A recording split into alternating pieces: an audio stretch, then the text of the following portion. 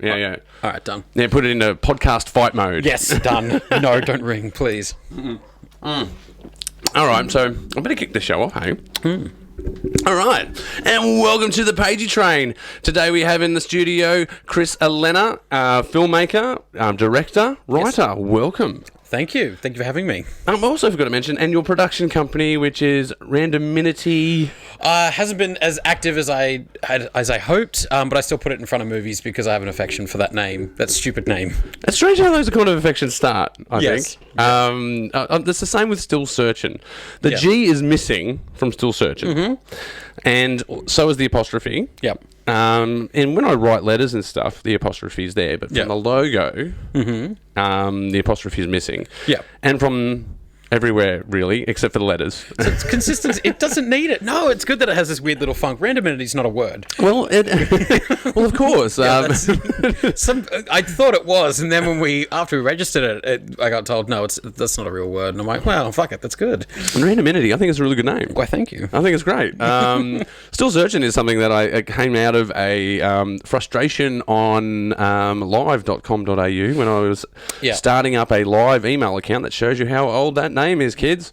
I think it was 2006 or 2007 where I come up with that. And the reason I come up with Still Searching is because I got sick and tired because I put in my name. Yeah. Someone else already had my name. And I go, well, I'll be, Ross Page 1. Yeah. Someone else already had that. I'm like, it's going to be like this, is it? Yeah.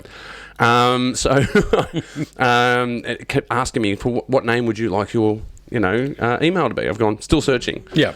And when I typed in Still Searching, someone had already taken that. So I removed the G. And then it's Still Searching. That's really? Yeah. That's how that's where the email came from. That's my email. But when I started up the production company, I was using Still Searching email. Yeah. As the business end of. And then the whole the G just. Yeah, and then I thought, and then I started to think about, well, what does Still Searching mean in terms of film? Yes, and it's actually got a good meaning that I found akin to straight away, and that is, a single frame in a film is called a still. Yes, and if you're searching for a still, you're searching for one particular moment. Still search. So Still Searching is searching for the perfect frame. That's cool. So that's where it sort of come from, but it came out of a frustration typing an email in. So I too am affectionate. Well, speaking of bad emails, my email through school was I heart Huckabees at Hotmail, and I had so many friends at school going, "What's a Huckabee?" And then they found the film and they wanted to kill me after, going, "What was that bullshit?" So I understand with emails. Yes. Yeah, but it's funny how you can have affections like that. But I think Randominity, that's pretty cool. Thank you. I can see how that would come about. Why did you pick it? Because it's just random films, or someone used the word in a sentence, and I loved the word, and I really wanted to have a greater meaning than that, but I'm like, no, that's it. And then I was thinking, if you're having a production company, it has to be a word or a thing that either doesn't exist and it's ridiculous, or if it does, it's not used much, and when it is, it stands out. So it certainly does. I like it. And then I found out the word doesn't exist, and I'm like, that's got to be a sign. Now. Yeah, now it does now. And then people were like, what do you mean randomity? And I'm like, randomity. Yeah, randomity. Yeah, I can see that problem, but that's okay. That's fine. But they're still thinking about it. The more popular it gets, the more that would be rounded out. It'll be randominity. Yeah. But don't get me wrong. If you had a couple of beers, maybe you got a randominity. Yes, which happens always. And that's even before the beer. So then I'm like, I'm in trouble. Well, I suppose if you're at a film festival as well, generally we're drinking beer. Yes. Generally. Yes. But speaking of film festivals, again, I'd like to congratulate you on your recent win at the St Kilda Film Festival. Thank you. Audience Choice Award, very impressive. Yes, which I never saw coming in a million years. Which I know they say, don't be so modest. That's a problem I'm working through as when making movies and as a filmmaker, but I never saw that. I didn't think we'd get into St Kilda. St Kilda has been a dream festival for 100 years. Then to get that, then screenplay we got from it as a judges award, and I'm like, oh my god! And the writer was kind of in shock. I was with Bina, who I'm sure you all know, and everyone knows Bina. Yes. Big shout out to Bina. Yes, Bina's the best. There'll be a few of those. A few shouts to Bina throughout. She was there, and I I got that news and I was like, man, it doesn't get better than that. And then Audience Award, that was a shock. That was out of 100 films, and our film doesn't have a very big budget at all. It didn't have a production company. We didn't get any funding. It was all me and a few friends who were very generous in helping. So to get that meant a lot, like really a lot. Yeah, I think so. Even just getting into St Kilda would be a fantastic feeling. Yes. And, getting the audience choice where it's not just that, the judges haven't picked it. Yeah. The people sitting on seats have picked this. Yeah, exactly. People that, well, the thing is, because, during COVID, because it was voted online, I think, the win. And so everyone's behind closed doors watching content at the moment. Yes. I managed to get through a couple of hours of the St Kilda Festival. Yep. I think they had a fantastic layout too, by the way. Yes. Their online presence was amazing. It was easy to navigate and it was enticing. And it'd tell you how long it would go for, which I think was valuable. But because you had your film, and we haven't even mentioned the name of the film. Oh, Audio Guide. Audio Guide. So Audio Guide, just to get my shameless plug in there, played at Made in the West. Our second festival. Yeah. Yeah. And it got a lot of films get different receptions at Made in the West. Yeah. And there was something I must say about your film where I think it was unique at the reception that it got. Yeah. And that is from other filmmakers. Yeah. There's some films that have played at Made in the West that are certainly the higher rung where it gets an audience reaction, of some kind, whether it's a comedy or something that's, a bit harsh on the soul. Yeah. And, you'll get this audience reaction. But something, particular about your film was that it got a big reception from the other filmmakers. Because everyone I've talked to about Audio Guide, they have They mention it, know.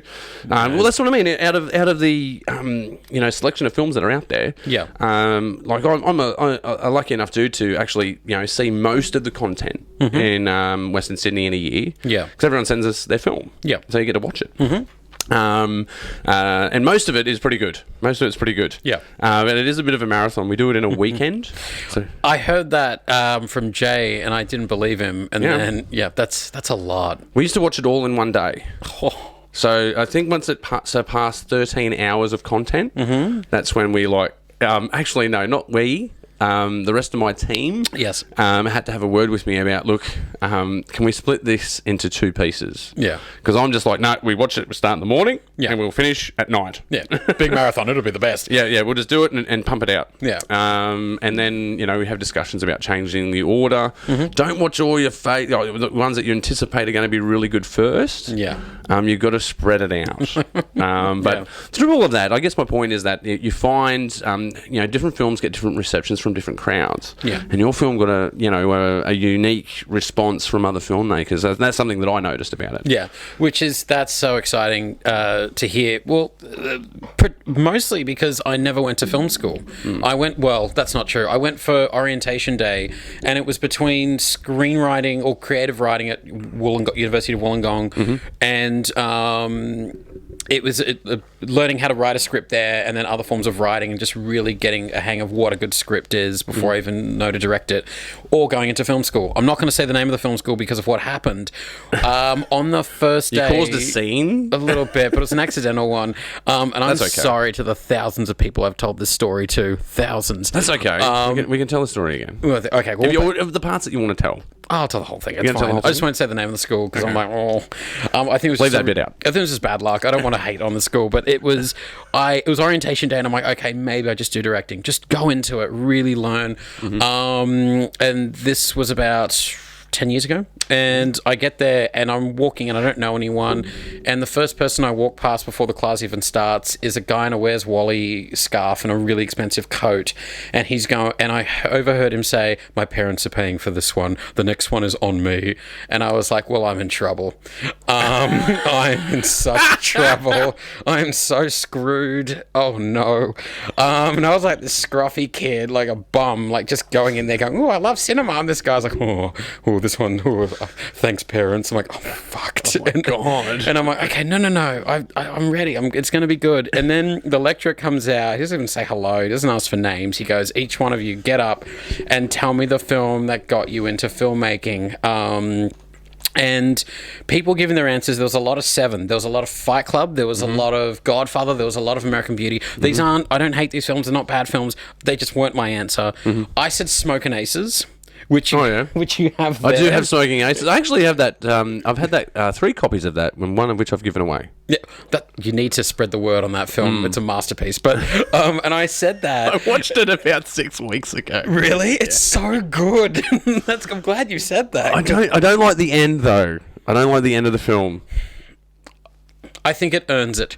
I think when the rest of it is so good, you can do that, and it goes off the rails, which is my favourite thing a movie does. It does. No, I love it when a film does that. Well, there's 2 things that I really love in that film. Yes. One is the car. Yes. With the targets. Yeah, the Tremor Brothers. Yeah, the Tremor Brothers target car. Yes.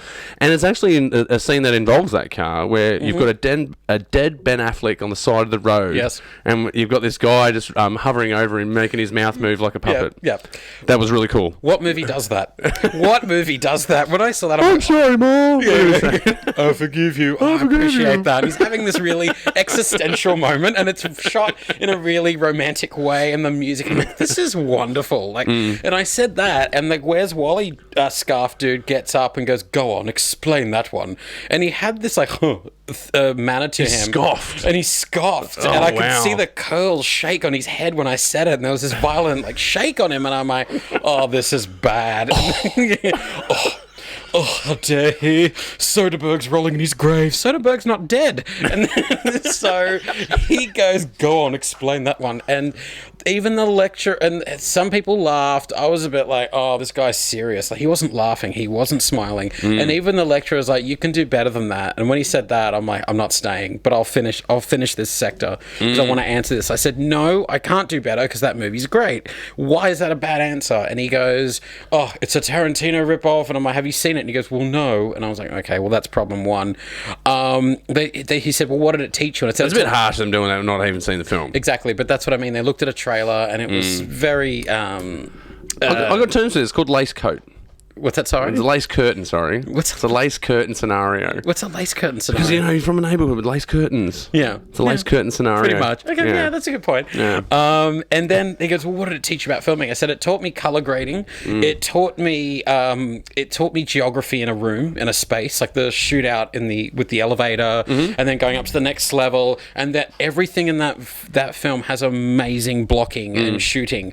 And just, it taught me about performances and doing things differently and going against a genre, even if you're stuck living within those conventions. I just really loved the film, and that was just teaching me technical things that I wouldn't have got otherwise in watching other films. Like De Palma, when people say that they learnt split diopter shots and things like that. I was learning that watching a film that most people clearly didn't think was much. And I said that, and they said, no, that's not good enough. You can pick a better film. I said, okay, Crank 2.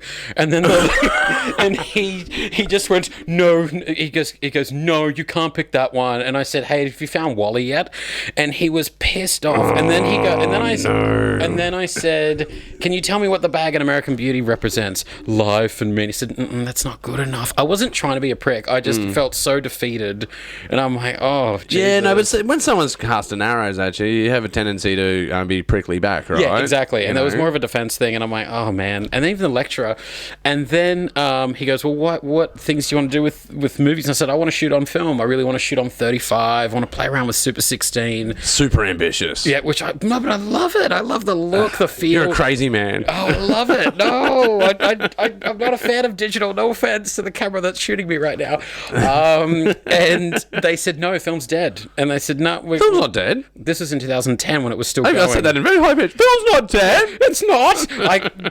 I thought it. You said it. That was in the room. He goes, no, film's dead. You got to just adapt or die. We're shooting digital, And well, be that as it may. I know, but like to say film's dead and don't do it, and like don't live in the past. Vinyl sounds better. Yeah. Vinyl sounds better, right? It does. And there is a process to it. Have you ever, anyone that's sat with a real projector behind them, flickering away? Yes. The imperfections that come from nature, from photographic chemical reactions. Yes.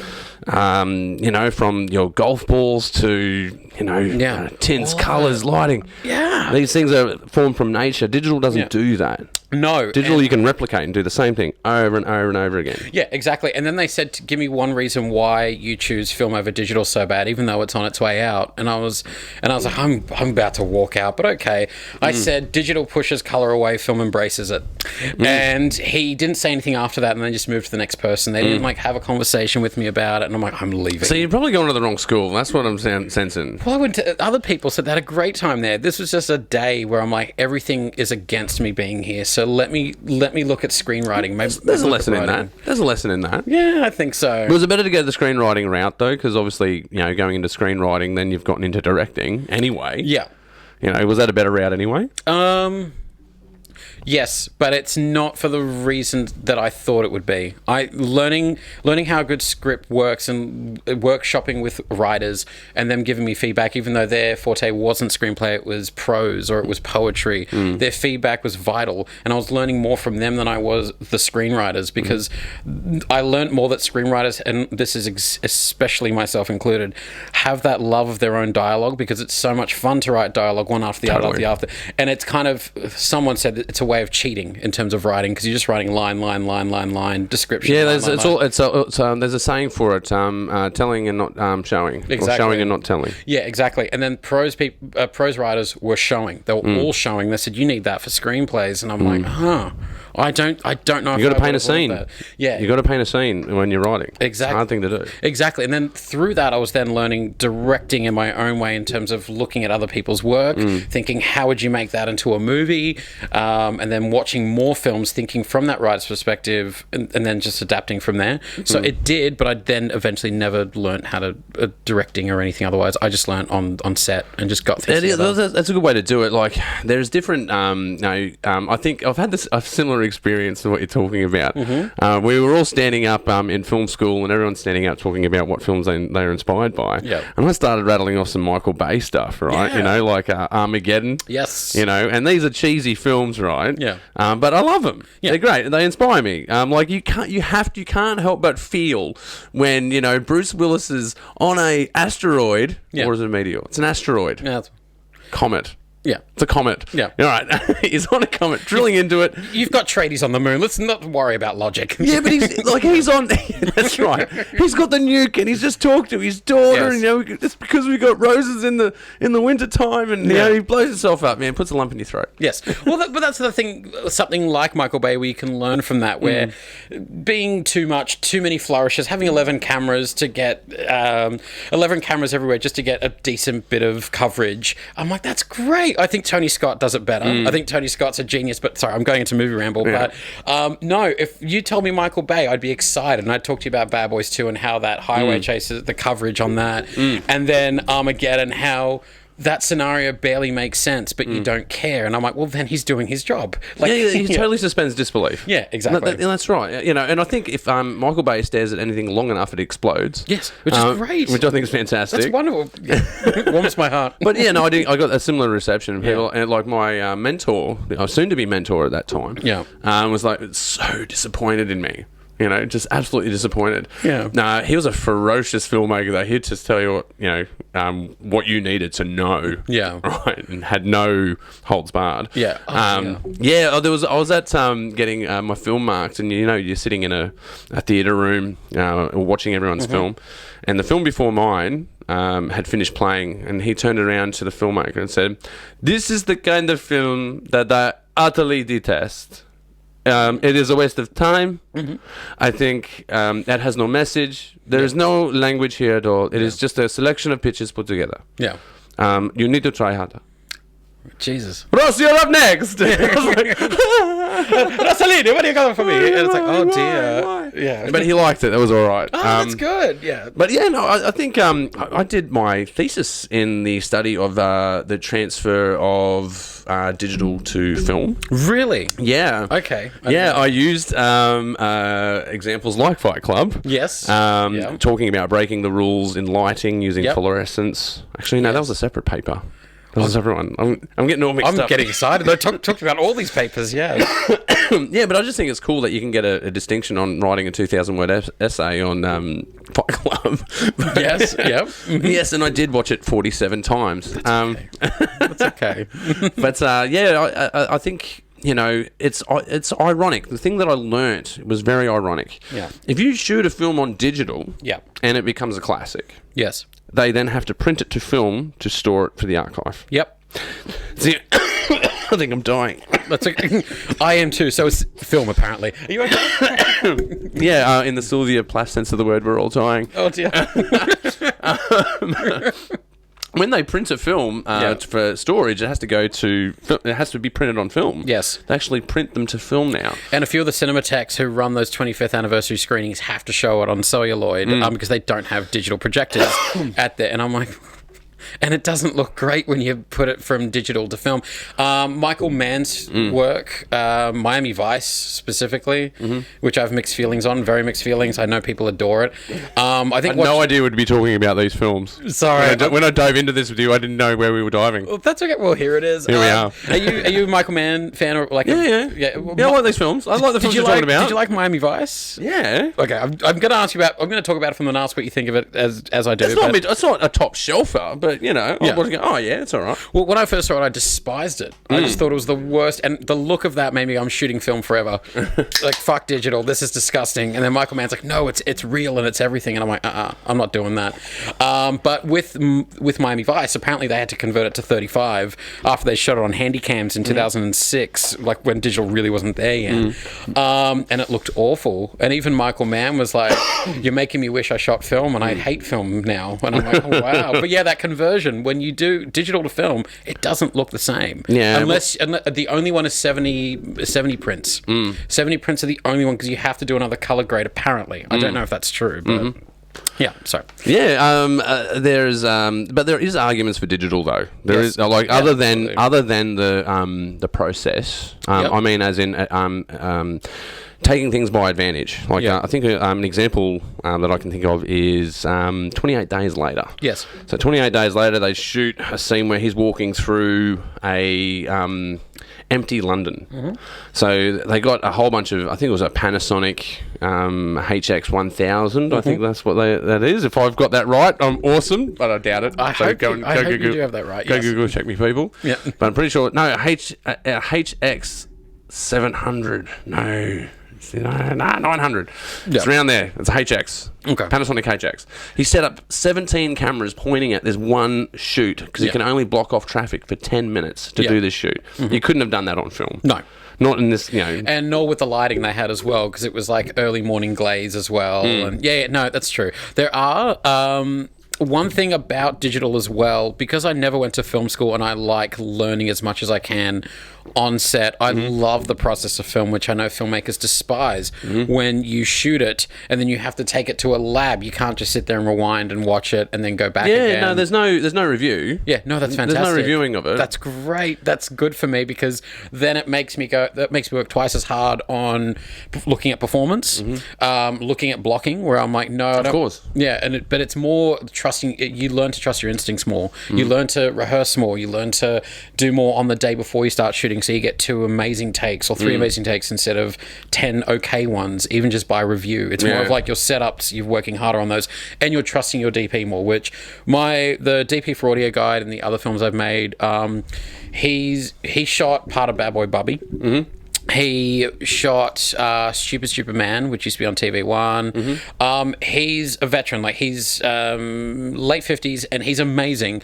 And because I don't know much, and because he knows film, and because we don't have that thing of rewinding and looking, I trust him more. I listen to everything he says. Yeah, but this is what's changed. This is all my thesis. You're talking about all my thesis here because people have reviews, so it's changed performance. Yeah, because now you can go and have this mirror experience. Yeah, you know, it's the same way that the mirror changed history, you know, when people are looking into mirrors all the time. Yes. By looking into the immediate review, it's like looking into the mirror immediately. Without an edit process. It's raw, it's there. Don't get me wrong, like in film they have that experience for dailies, as they would call it. Yeah. But this was a day later. It's not the actor seeing what they've just done. Yes. So even that relationship has changed how we shoot. We're more scrupulous. Yes. We're prepared. Like, don't get me wrong, there's still money ticking when you hit and roll because you've got your data space. Oh, yeah. Especially in higher grade stuff. Once you start hitting the 4K, you're looking at about 17 to 35 gigabytes per minute. Yep. So that's a lot of data wrangling. Yep. So that it is expensive, not as expensive, but still expensive. Yeah. But yeah. I've lost my train of thought. Where was I going? Oh, I know. There's so many negatives to digital. No, I'm joking. No, but I think there is the downside of the upside of digital. Yes. But yeah, I think they only started getting it right. I think it was Star Wars 1 they did, I think, which is not a very Is that good... with episode 1 where George Lucas was so excited to try out? Yeah. Well, he owns rights to the chips, to digital cameras. That's why he was pushing for it. Thanks, George. That's where he made a lot of money. That's why he's a billionaire. Really? Is that why? Yeah, it's not just Star Wars, man. He's the guy that pioneered and pushed for digital capture. That's insane. He's the guy.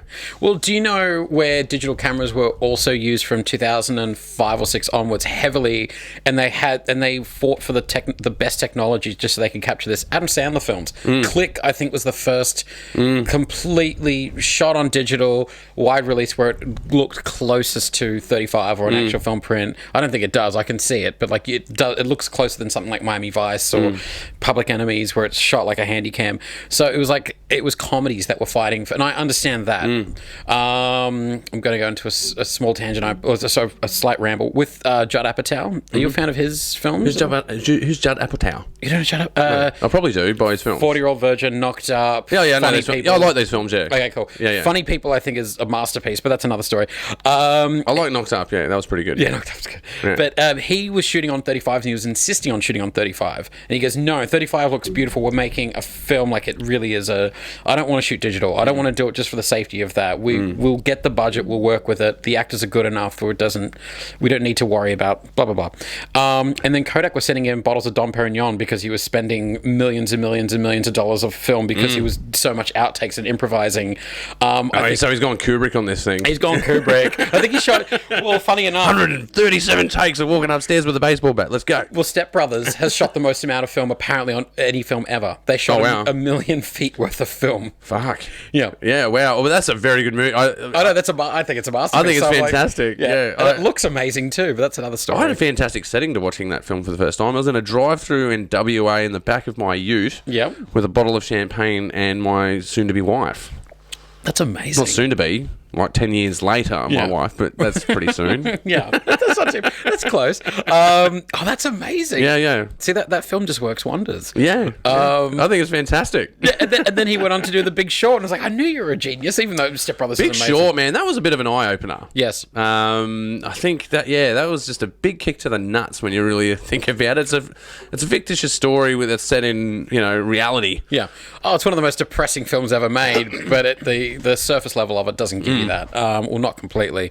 But filmmakers like Adam McKay and Judd Apatow are comedy filmmakers who are like, no, we're shooting on film. I'm still talking about film after 3 hours, but no, it really is a thing of like, I was learning from these people. I'm learning from the filmmakers going, no, we have to shoot on film because there is a magic to getting something in the moment. It was more like them trying to capture things in a moment where digital you can't do that because everyone's watching the monitor. Film, you don't have that. Film, you don't have everyone. That's where I was going before when I lost my train of thought, actually. I was talking about, like, I was trying to get around to the point of, that review.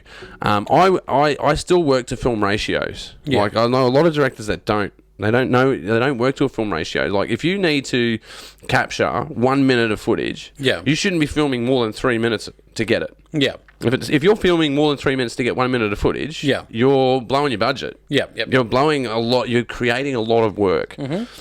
It's right up there with clapping your shots. Like a lot of junior filmmakers that I've worked with, they will usually people hand me a bag of shit and go, "Can you fix this?" I go, "All right." So the worst one I hate fixing for people is when they haven't clapped their scenes. So you just got a mess of audio files and video files.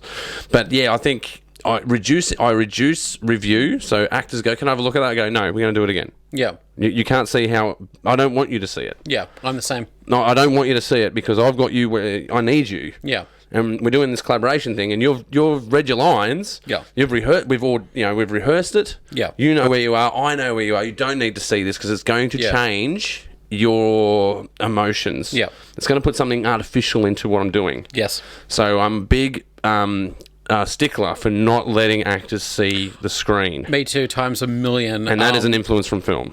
Yeah, that's okay. That's what I learnt on film times 1,000. Don't show people the monitor, just you and the cinematographer, because now you've seen the film. Yeah, you've already got enough arguments between you and them. Yeah, exactly. Let's shoot on 65. No. But that's true, because what I do is that sharp? Does that look sharp? Yeah. It's sharp. Yeah, exactly. Are you sure? Does it look like a painting? And it's like, don't do the accent, get out of it. My poor Kim, like cinematographer, and he edits the film as well, and he goes, I'm sick of you, go away. But he loves film as well. But I have that discussion with the actors, first thing, or the actor, where I'm like, the first thing I ever say to an actor when working with them, not that I've done it that many times, is working with you should be and will be my favorite thing about this. And I want you to trust me, and I want us to develop this film more, and I want you to know what it looks like before we shoot, because I don't want to show you the monitor. Because when we're shooting on film, we're going to only get 2 to 3 takes, maybe 4, 5 max, maybe just for coverage sake or just to be safe. We're doing it because we're going to capture things in the moment, and we're really going to work hard to get every moment perfect. Yeah, we don't have to keep splitting out this moment, giving you time to look at yourself. Exactly. And it's like, I just need you to trust me. I want you to trust me before we shoot, so when I say cut, you know that we got it. It's not just me. Oh, in the back of my mind, I'm like, I'm going to publish it however it looks, dude, anyway. Do it. I'm going to publish it anyway. Do it. And I always publish it. Yeah, exactly. But that's what I was saying. We were talking about it off air. I think a lot of filmmakers go through, in the last 5 years, talked to a lot of filmmakers, and the most frequent thing that comes up is about people not releasing their material. They hold on to their material. Okay, yeah. So are you someone that now I've got this, and I don't know if I want to show anyone this? Is this when you've made a film? And no. I need fantastic. That's a fantastic answer. No, I need criticism. I need feedback. I need to learn. I need to show it. The movie I made before, Audio Guide, I love, but it's a mess, and I know it's a mess, and I know it's my fault, and I didn't write it. No, I wrote it, and that's the problem, because it was just me. I didn't give the script to enough people, and then therefore I got the film, and I'm like, no, there's problems with it. There's too many problems. It's 21 minutes long. I was going to submit it to Man in the West. I'm like, no, it's 21 minutes. So that's why Audio Guide, I was like, thank God, just under 15. But I got it, and I remember showing people, and everything I did on Audio Guide, all the decisions I made was because I showed people the thing that I knew wasn't good or wasn't great. I really love it. I still do, and the actors love it, which warms my heart. But as a movie, it doesn't quite gel. So no, I do it to get feedback, learn, and I want people that I'm showing and audiences, I want them to be on the same playing field as me. I'm like, no. There's none of this auteur bullshit where no, I'm hiding it. It is a masterpiece. No, fuck that. I want you to watch it. Let's have a conversation. Yeah, great. I want you to, I think it's a valuable thing to know. I think people are too scared, even of their worst work. Yeah. Don't get me wrong. I put out some bad things before. Yeah. And I still leave them there. People, why don't you take that down? I'm like, nah, because that was there and then, man. Yes.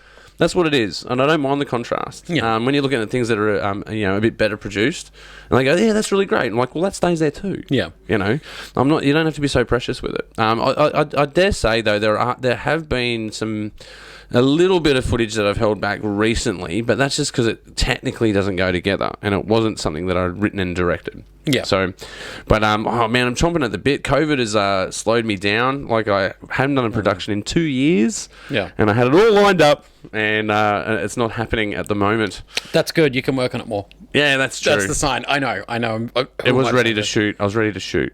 I was lining up to shoot. Good. Work on the things that are going to save you a take and better performances. Do it. This is the time. I know it's important. Sucks. You do have to save time on your takes though. Yeah, because you can get to it. Yeah. Well, the thing of I also learned with film, I shoot a movie every 2 years. I don't do anything in between, which is bad. I know that's bad, but it's the idea of I'm going to spend 2 years on this. So if I know it doesn't work, I know the things that I fixated on too much. I really am all about process of learning and going from that.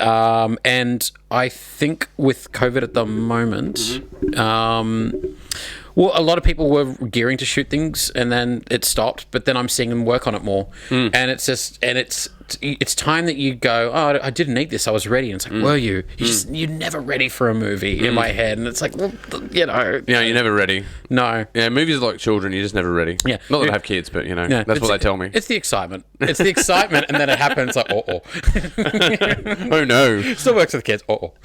Yeah. But you're working on a new flick at the moment that you're brave enough to go and crowdfunding for. I've never done crowdfunding. I've always been scared of crowdfunding. Me too. But you're working on, I think, which is another good name, Refused Classification. Thank you. I think that's another great name. Yeah, really catchy, especially, I don't know, maybe you're making films for filmmakers. Maybe. Because I never went to film school. I'm like, please, you know, I just want to earn their trust and their love. You're making these films as your way of strangling them with their Where's Wally scarf. Pretty much. It's like, I got you. And it's like, oh dear.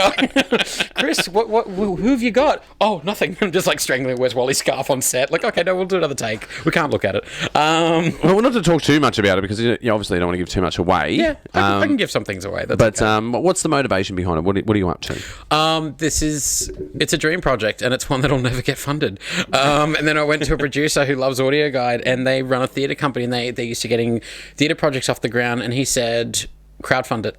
If it flops, I'll find another way, but just crowdfund it, let people know it exists, and when they read the synopsis or when they read what it's about, they'll know why it didn't get funding. It really isn't a case of, because with every other thing I've made, I've just done it myself. I've tried for funding, they've said, nope, I'm not qualified, or I'm not this, or not that, and I was like, if I do this, it'll be 5 years. If I crowdfund it, it'll be this year or early next year, depending on where we are at the moment. And have you got crowdfunding ports open at the moment for it, or are you just starting it off? So I started it 2 weeks ago, and just via Australia Cultural Fund because the way things are at the moment, I want people to get their money back via tax returns. I don't want to offer prizes. No one wants prizes. They want their money back, and I get that. And well, tax time's coming up, so where can they go to fund your film? Yes. Oh, yes. www. No, it's via the Australian Cultural Fund, and it's under refused classification. Man, the graphics for it already look all right, man. I was looking at your cover page, and I'm like, bam.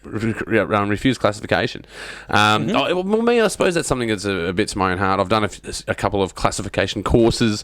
I understand what goes in behind classification. Really? Okay. Yeah. At the I don't know what they call themselves. The Institute of Classification, whatever they call them. OFLC. Yeah. Okay. So because when I used to work in TV, I had to have qualification to classify material that goes to air. So I got to do a yearly course on what teaches you about classification. Okay. So I know all the ins and outs of how they do it, and I can know what you can get away with putting up and what you can't. Okay, and that's fascinating because that's what the film's about. It is fascinating. I can tell you all kinds of crazy stuff that can be on TV. We can get a draft because it's all about context. Yes. If you have all I need to do is direct you to SBS after 12 a.m. Yes. And that's a joke. And you'll know what I'm talking about. Yes, that's the joke. That's a joke in the film. Well, whoops. No, there isn't. No. There may be a joke like that. There might be an SBS joke. I did want one, but I don't think I'll get away with it. Just give it another name. Call it SBS. You can call it what rhymes with S? Anything wrong with it? Sesbies. Sespi sex. Oh no. Wow. I think. Well, there's the Freudian slip. That's what I'm talking about. Exactly. Well, there you go. Well, now you know everything about the film. Please go donate. No. So I'm doing it from the MPAA. The MPAA's perspective because all right, so I've had this idea in my head for about 5 years, and when they said crowdfund it, they're like, because the synopsis will tell you why you didn't get money. Firstly, funding bodies at the moment, even with COVID grants, because there was a lot, and I was like, great, we got rejected from all of them because they don't do standalone shorts. You have to have a feature behind it, or it has to be an existing work that you're turning into a short as a proof of concept. I know all of these caveats and nooks and crannies that they are. I call it application fatigue. Yeah, pretty much. Got a lot of those. We tried a lot, and I was like, and then he goes, just crowdfund, please. And I was like, all right, you'd be better for it, dude. Yeah, and then lo and behold, we're doing a little bit too well. Oh wow! So you now got a whole new pressure. Yeah, you could have failed. It would have been way easier. I know. I'm like, great, I have to make it. No, I have to. And it's like, that dream movie. The dream project is the one. No one's going to pay me. This is the easy way out. Well, pretty much. Well, the thing with a dream project with filmmakers, and I've always wanted to make one, and this is it. This is the dream one. It's always the one where it's the ambitious disaster. It's the one they don't get right, the filmmaker loves the most, and everyone just kind of has 50-50 opinions on it, and 10 years later they think it's okay. And they start bringing spoons and throwing it at the screen sort of Pretty thing. much, Yeah. pretty much. If only we made that movie. I'll get into a few of those, what inspired this. But yeah, this is the dream project because it's about the MPAA and how they haven't changed their system, and how if you had a scenario and then the MPAA saw that scenario and gave you a list of things to fix, what would that scenario look like now that you've seen it in its original form, and you know that it's not harmful to children or anyone, but it's just a content thing. Yeah. And it goes on from there where it's like, what are their biases? What tone, and it's more of tone and context and how they put that into play and how they ignore context at times because it's in itself too offensive, but it's not. And I'm using queer, poly, and bi relationships in film because there's very few where there's poly relationships. Professor Marsden and the Wonder Woman. Have you seen that? No. It's about the guy who invented Wonder Woman, and he was in a relationship with two women, and it's about how he was married to two women and they had this beautiful relationship, but he was caught by censors because they found out about it. This is a big deal. Yeah. More so in the past than it is now, but there's other biases now that are all about social consciousness. Yes. So if you cross into and different countries are different. Like I'll give you an example. Austin Powers. There's an example. Yep. When he's holding up his hand against the steamroller that's coming towards him, Stop. going no, and it's way away. Yep. And then he dies, and then it goes to his Bucks party. They go, "Where is Tom? Tom's not here, man." No, it goes to the family. Oh, the family. Yeah. It's the other one's the sharks with laser beams. Yeah. It goes to the family. Where's Dad? He was going to be my dad, and you guys are going to get married, and it was all good. Yeah. In the American version, they cut that out. Are you serious? Yeah, because it encroached on family values. But yet they still have the chick that has tits that shoot bullets, right? Yep. They still keep that bit in. Yeah, exactly. That bit's okay. Yeah. But the family values, that's got to go. Well, I don't know if this is true or not, but Big Daddy, there's his friends, there's a gay couple, two guys, and there's a scene where they kiss. Now, they had to add music to that because to play it for comedy value because they got an R. Even though the rest of Big Daddy was fine, which if you watch Big Daddy now, I dare you to tell me how that's fine. And then the scene with two guys kissing was a threat to family values. They had to add music and they had to add reaction shots to make it funnier. Yeah, it's so strange it wasn't stuff. Scary. And then it's very strange stuff. And I now pronounce you Chuck and Larry, which is one of the most homophobic films on the planet. But cut that out, please. But all the same, there's a lot of things where, like, the rest of that movie was fine. Which, if you watch it now again, it's really questionable. And the things they say, I'm like, dude, just give it an R, please. But there's a scene where they're about to kiss in a courtroom. And then Dan Aykroyd storms in and gives a speech. That wasn't in there. They gave it to a test audience, and then the MPAA gave it an R because they kissed to prove their relationship so they can keep the benefits of... I don't know if you've seen the film, but it's a remake of Strange Bedfellows. Yeah, okay. Yeah.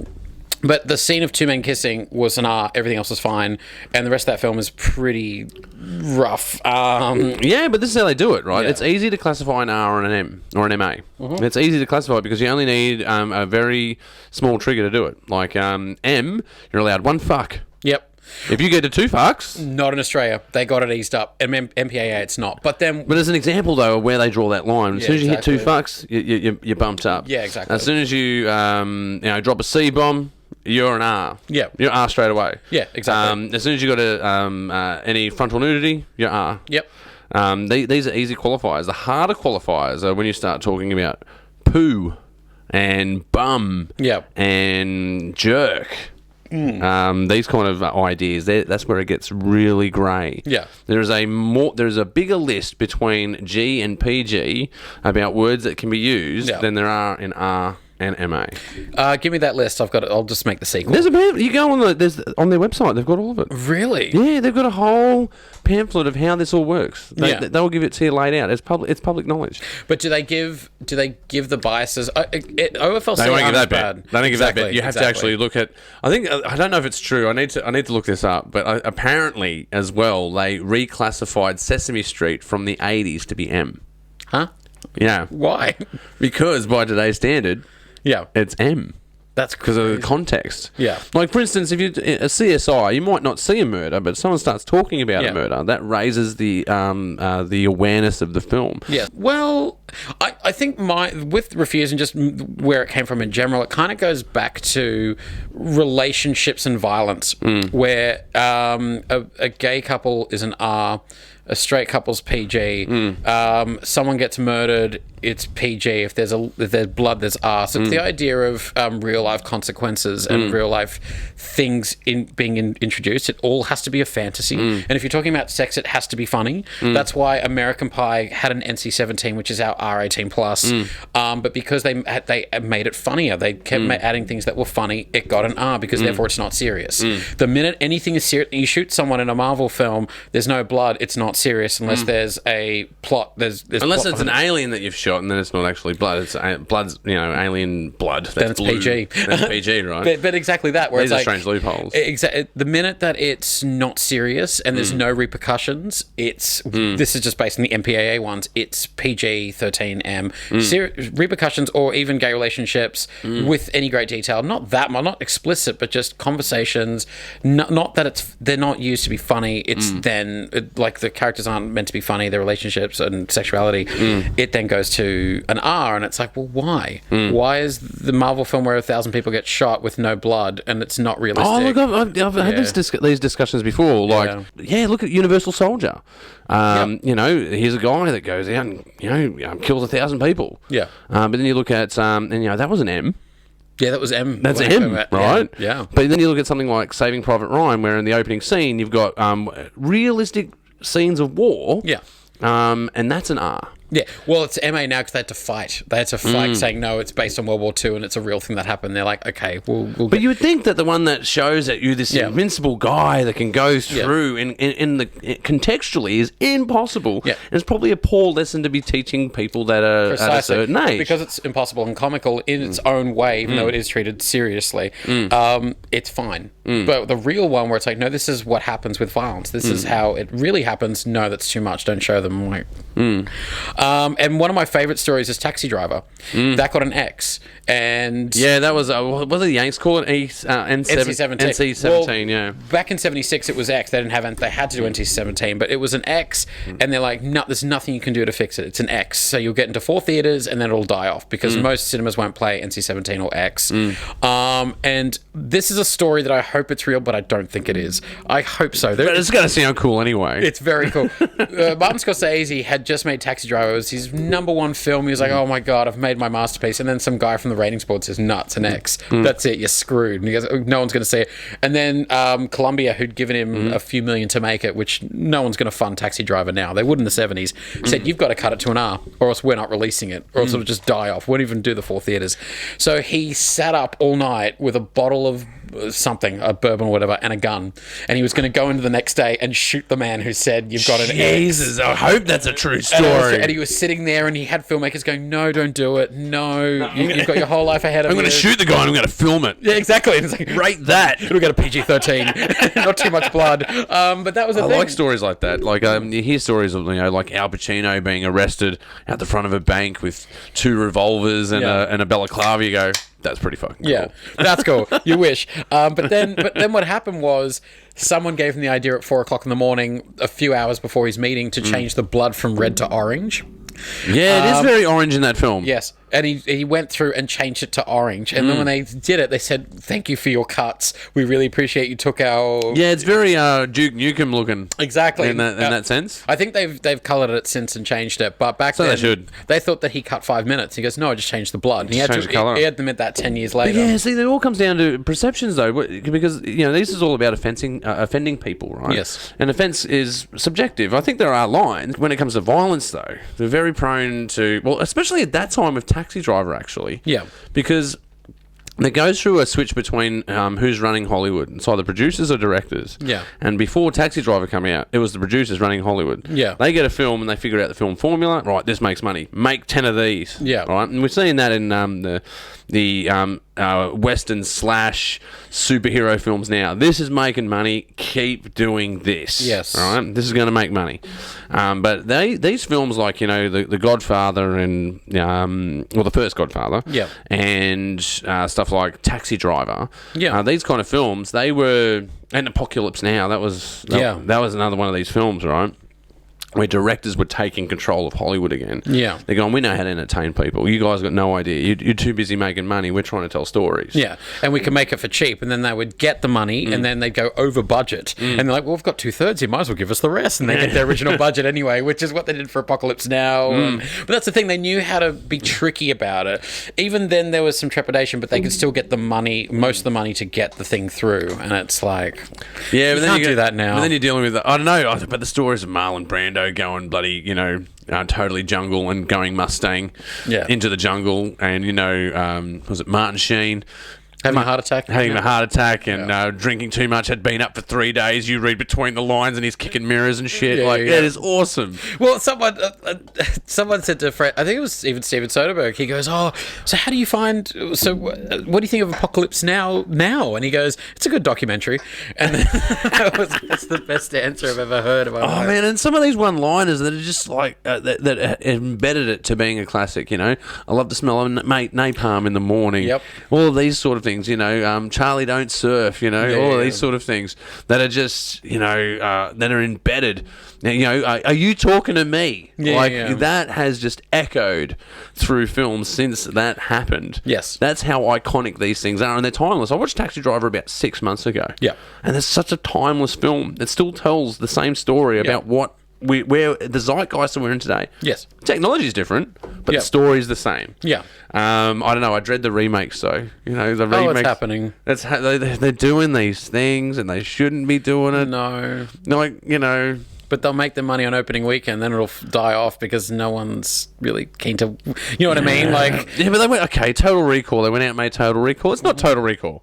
There's nothing to do with Total Recall, what they're doing. If that was a way for filmmakers to make films and have a name in front of it and call it a remake, I wouldn't hate that. If they got some freedom, because it's like, no, we've got the name and the title and the audience, so leave us alone. I wouldn't hate that system because there's no other way to make the film. Very few original films are coming out now. Well, not with COVID, but just but there's no originality to... Point Break. They remade Point Break, and it's nothing like the first. Nothing. No, it's a monster commercial, and I love it. But that's another story. Well, again, though, it had so much potential. The ideas in it were cool, but I don't think it was well executed. Yeah. I dread the day they try to make, Back to the Future again. I know they have. It's called Rick and Morty. Yes. But it's like Back to the Future on acid, but that's another story. Yeah. Well, there's a remake that works. Kind of works. Well, yeah. So I think the idea of classification, which you would know, but the MPAA one, I think it hasn't changed. OFLC ratings, I think, have changed. They've been a bit more lenient. MPAA hasn't, and it's negative. They let some weird stuff through, man. They've let some weird stuff through, but the context, it's like you didn't watch the whole thing. You watched it in pieces. It's weird. No, but they've put what I would classify pornography on TV. Yes. Totally. Yeah. To get really graphic, they call it a seal. If a seal is made... Yes. Yep. On certain appendages of, certain particulars of the human race. Yes. That being men. Yep. And women being the seal. Yeah. Sounds terrible, but this is how they do it. Yeah. Yep. This is not my idea, folks. It's not my idea. I did not. They do it. They call it a seal. If a seal is made, it's porn. I didn't know that. That's what they do. The story they've done these things and it's been on telly because of the story. It's got a context. Yeah, I've heard this thing of if SBS after 12, check it out. I think everyone has. But basically, they have. Come on. I know. Every 50-year-old boy's watching this going, yes. Yeah, we know. 12 a.m. Well, they don't need that anymore. They've got the internet. Yeah. I didn't have the internet. All I had was the Kmart catalogue and SBS after midnight. Fair enough. Well, now it's world news now, so let's not pick the day. But I heard the story of that if it's women and they were full frontal naked, it's still MA. If it's male, it's R and MA if it's funny. It's MA, R if it's funny, funny, but if it's erect and or if it's serious or both, that's an X. That's an NC-17. Yeah. That's unclassifiable. Yeah. But look, we talked about Knocked Up. Yes. That they got a loophole in there because of a air quotations, a medical procedure. Crowning. Yeah. Yeah. So she was crowning, and they're like, "Oh my god!" It was it was a bit intense. And to fight it. I don't know if it was funny. Was that funny? It was a little bit funny. His reaction's funny. Yeah. That's just what it's. That's why that seems. Her experience. Yeah. Is it funny? Is it joyful? Is it joyful? I don't know. It's meant to be. I'm pretty sure it's meant to be natural. But anyway, that's another. Well, again, though, they've pushed it through this loophole. Yeah. Well, no pun intended. Well, refused classification. Actually, I guess it kind of started inadvertently, accidentally through Zack and Mary Make a Porno when that film got made. Yeah. And I was following Kevin Smith, and I was just listening. And you see his nutsack in the end when he gets to the fridge. Yeah, but that's not what got them an NC-17. That was still R, and I'm like, because it wasn't erect. Well, how could you do that? He's got the fruit bowl. I know. But that ain't... Bull shot. Acceptable usage R. But NC-17 was references. References were screwing them over. And Kevin Smith's going, I don't know what to do with this. The nudity and the sex was fine, but the references got us an X in NC-17. Wow. See, this is what I mean. This comes down to the context. It becomes down to the person. Yeah. Like, there's some things that you can define. That's offensive. Don't put that on. It's upsetting people. But there's other things that you go, well, this is nudity, and if you're of age, you should be able to see this. Yeah. It's just don't show the real life scenario and repercussions of things. Yeah. It has to be fantasy. It has to be funny where you can laugh at it and it doesn't resemble a real life. Well, I'm sure studies would show, not that I know, I haven't studied it, but... You put on a lab coat, we'll study it. We'll study it. But maybe there's someone out there studying this stuff. Like, what is the impact of fanciful ideas on young people and screen time versus showing them reality? Yeah. They must have an effect on the brain. That's what it must. That's what Refused is about, and it's a 15-minute movie about that. Where what if you had a scenario and then the MPAA ruined it, and then you watch the scenario again, and what does that do? But it's a comedy. I'm not that dry. I'm not going to make it dry. Anyone who's seen Audio Guide, I'm not going to make it dry, I promise. But yeah, that was not going to get funding ever. And even the producer I have now was just kind of laughing when he read the script. And the co-writer was going, you're not going to get funding for this one. Well, let's try. We don't do standalone features. I'm like, fair enough. We do standalone shorts. Shorts, yeah. So, it's a nice way of saying fuck off. I guess. Just fuck off, man. Leave us alone. We saw your application last year. We saw it this year. No. Yeah. But hear me out. Here's this drawing board of the MPAA. Go away. I shouldn't bag them out. They do funding and they do provide some opportunities. They do a lot. They do a lot of great stuff, but we don't fall into that category. And I never have with anything I've ever tried to make. Yeah, like you can't get funding for a feature unless you've previously directed a feature. Yep. You see the problem with that? Yeah. If you're an emerging artist, how do you direct a feature? Yes. Without getting funding. Yeah, exactly. So you got to go out and do it yourself. That's what I've always done. I've gone, fuck it, I'm just doing it myself, man. I'll just pay for it myself. I don't care. That was me too. And but I was doing it on film, so I was learning more. And fucking crazy person. You're a crazy person shooting on film. How expensive and crazy. Grazie. I went to Panavision and said to them, I don't want to shoot digital. I know that's a luxury and I know that's a privilege, but I'd like to use one of your film cameras. What do I do? But isn't there only one guy left in Australia that does... Yeah, Werner. Yeah. Yeah, he's great. Yeah. He's the only guy left, right? Yeah, he's 83. And he does it out of his garage in Kirrawee. Yeah, wow. And he's like, Chris, you didn't shoot on the phone. And I'm like, no, Werner. And I have these rolls of film going, Werner, ciao bella. And he goes, I'm not Italian. I was like, well, fair enough. Yeah, I saw a documentary about him on ABC. Yeah. He's the best. They call him the last filmmaker. I think so. Something like that. It was a play on words. I haven't seen it yet. I need to because I love Werner. It's really good. He's always supported me, and he always, every time I call him, I go, hi, it's Chris. Chris, Super 16. That's what he calls me, and I'm like, oh, Werner. But yeah, he's Mr. Super 16. Mr. Super 16. How are you? We will maybe talking about the process of Audio Guide. We shot that in 5.5 rolls, so 53 minutes was everything that we shot, and then the film's 14 minutes because we just knew what we wanted. And but I just did that. I learnt on film, and I was learning a lot more than I think I would on digital. And then I was on a set where they were shooting digital, and everyone was looking at the monitor, and everyone was having opinions. That's why I think a lot of filmmakers like this film.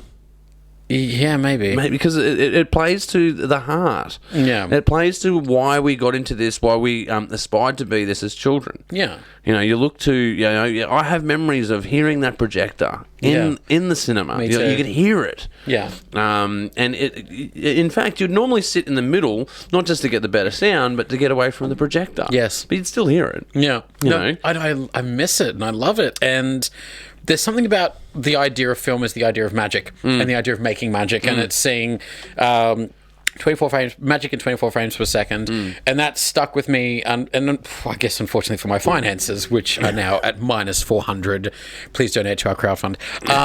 But it really is a thing of like, no, I like the idea of if you shoot on film, you get magic in 2 takes or 3, and you have a better relationship or a working relationship with your actor. And I'm like, these are all pluses for me. I want that. I want that idea of like Audio Guide having a piece of magic to it because we shot it on film in a few takes and we had everything positioned. Yeah, it's pretty rock and roll. Yeah, it's pretty rock and roll. We didn't cut corners. Well, you can't. No, and I'm like, great, good. And that means, no, it's going to be better now. It has to be better by a little bit. So, yeah, that was me just going out, doing it my own way, but on film. Because I'm like, if no one's going to shoot on film, if no one's going to, then I will. Fuck it. Yeah, fuck it. Why not? Yeah, and this next one's going to be on film. I don't care how much money we get for it. If we get $4, well, I'll talk to Kodak. I'm sure they'll be happy. I hope so. Chris, you've been a student for quite some time. Yes, how about them rates? Hello. Just hear a dial tone. But no, Panavision did help me out. Panavision were very sweet. Do they give you a hat? They normally give everyone a hat. Panavision? Yeah. No. You going to get a hat? Man, I'm getting film Panavision, cameras. give him a hat. I'm getting film cameras for cheap. They ain't going to give me a hat. Oh, man, you deserve a hat. We, if I showed you the invoice, I ain't getting a hat. They're like, get the hell out of here. Just take the camera and leave. Yeah. And I'm like, that's okay. They know me as the guy who takes their dusty film camera for cheap because I said to them, I just need to know how much will an Arri Alexa or a Red cost. I don't want to shoot on it. I just want to know. And it was about... It was over half. It was more than double, sorry. And I'm like, okay, good. I can justify that. And I said, look, I want to shoot this up for me. He goes, we'll give it to you for cheap because no one's using it. One guy in the US he's not doing it anymore. I heard a rumor that Todd Haynes was going to shoot his next movie on 16, and I heard a rumor that Carol was shot on 16 cameras in Sydney, blah, blah, blah. But all the same, I went to them and I just told them, I want to shoot on film. What can I do? And they helped. They really helped. So I didn't get a hat. Yeah. I already got that. The hat was the money we paid for a 16 millimeter. And Super 16 is my favorite. Out of all the film formats, it's that one. 35 I want to shoot one day, but Super 16 looks like... Yeah. I did look pristine, though. Thank you. It was really good. That's what I mean. I think that's what you. I think that's the heart chords that you've pulled on with that film. It's not just that it's good. It's a great film. Thank you. Like walking through, and she's going through the art gallery and guys, is it out online yet? Not yet. We're still doing a festival run with COVID. Still on a festival. I don't want to give it too much away. Go to a festival, guys, when you get a chance, or a digital festival because we're in COVID. Yep. So St Kilda run's just finished, but hopefully something soon coming up. Yeah. And in the next year or so, you'll probably have it out online for everyone to munch over. And you've got your so for your crowdfunding for Refuse Classification, again a great fantastic name. Thank you. Where can guys go for to help you crowdfund this film that is going to be shot on film? Super 16 as always, which I know sounds like a fuck you, why are you asking for funds when you're wanting to shoot on film, to shoot digital if you're desperate? And I'm like, it doesn't cost that much different. It doesn't. I'm going to put in the rest for post-production. Even if I didn't, it really won't be. Australian Cultural Fund, and look for Refuse Classification. And there'll be some more info on it there. And yeah, great. Yeah, this is fantastic. I look, it's been an absolute pleasure having you in the show today. Thank you. Talking about shooting on film. I think we could have gone for another 2 hours easily. Can we? Easily. No. I don't know. I think I've only got 10 minutes of digital film left. Well, if only shooting on Super 16 would have 8 minutes to roll. I should have put the 128 gigas in. I only put the 64 gigas in. Oh. No, I've only got the 64 gigas in there, so there's no getting around it. Oh, it's about to go, so I've got to wrap it up. Damn it. I'm about to crash. All right, you've been watching The Pagey Train. Thank you so much for being on the show. Thank you for having me. Once again, and don't forget to subscribe and go across to Facebook and tick like. You've been watching The Pagey Train, and we'll see you next time. Oh, that was it, man. That was a bit energetic at the end, wasn't it? Yeah, that was easy. Yeah, because it's starting to flash at me and shit. It's like, I'm going to shut down. Damn it. I'm going to shut down. That was too quick. I liked it. That was fun.